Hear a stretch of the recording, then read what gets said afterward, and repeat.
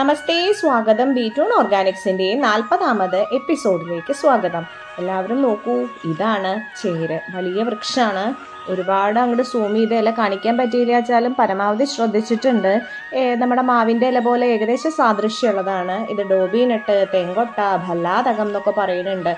ചിലർക്ക് അലർജിയാണ്. ഇതിൻ്റെ അടുത്ത് കൂടെ പോയാലും മരത്തിൻ്റെ ചോട്ടിലിരുന്നാലും ഒക്കെ അലർജി ഉള്ളവരുണ്ട്. ചേരിൽ തൊട്ടാൽ താന്നി ശരണം എന്നാ പറയുക.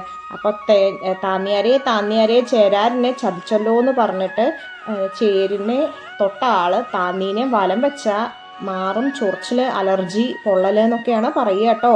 അപ്പോൾ ഇതിന് നമ്മൾ ശരിക്ക് അലർജിക്ക് വെണ്ണ കഴിക്കാം, അല്ലെങ്കിൽ ദേഹത്ത് കൂടെ പുരട്ടാം, വെള്ളം അരച്ച് പുരട്ടിയിട്ട് പാല് കുടിക്കാം, താന്നിയിലെ തിളപ്പിച്ചാറ്റിയ വെള്ളത്തിൽ കുളിക്കാം, അങ്ങനെ പലതും ചെയ്യാം.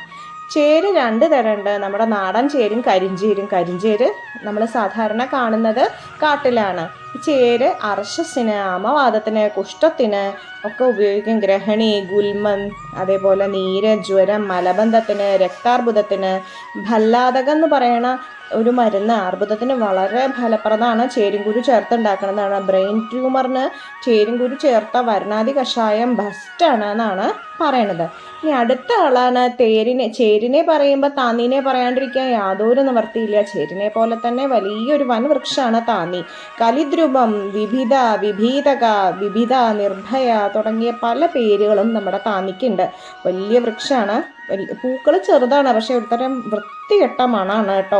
തവിട്ട് നിറയത്തിലുള്ള നിറയെ രോമങ്ങളുള്ള പോലത്തെ ഒരു കായാണ് ഉള്ളതും. അത് വഞ്ചി ഉണ്ടാക്കാനൊക്കെ ഇതിൻ്റെ തടി എടുക്കും. പാക്കിംഗ് പെട്ടി ഒക്കെ ഉണ്ടാക്കാൻ ഉപയോഗിക്കും. ദഹനക്കുറവിന്, വയറിളക്കത്തിന്, ചുമ, ശ്വാസമുട്ട്, അമിത ദാഹം, ഛർദി, എക്കിള്, മലബന്ധം, പാണ്ഡുരോഗം, കണ്ണിൻ്റെയും മുടിക്കും ഉള്ള ആരോഗ്യത്തിന്, ഒച്ചടപ്പ്.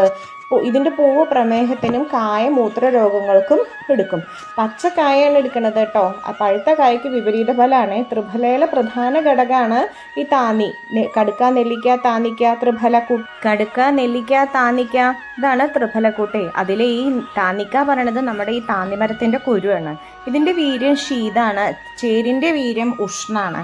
പുരാണത്തിൽ നളൻ്റെ കലിബാധ മാറ്റിയ വൃക്ഷമാണ് ഈ ചേര് എന്ന് പറയുന്നുണ്ട്.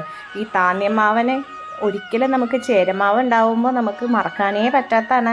കഫ, പിത്ത, ദോഷ ശമനത്തിന് ഏറ്റവും ബെസ്റ്റാണ് താന്നി. ഈ താന്നിയുടെ തൊലിയുടെ അവകാശം ഒരു മഞ്ഞയാണ്. പക്ഷേ വടക്കേ ഇന്ത്യയിലൊക്കെ ഇതിൻ്റെ തണലിലും കൂടി ആൾക്കാർക്ക് ഇരിക്കാൻ ഭയങ്കര പേടിയാണ്. അവിടെ ഭൂതങ്ങളുണ്ട് എന്നാണ് പറയുന്നത്.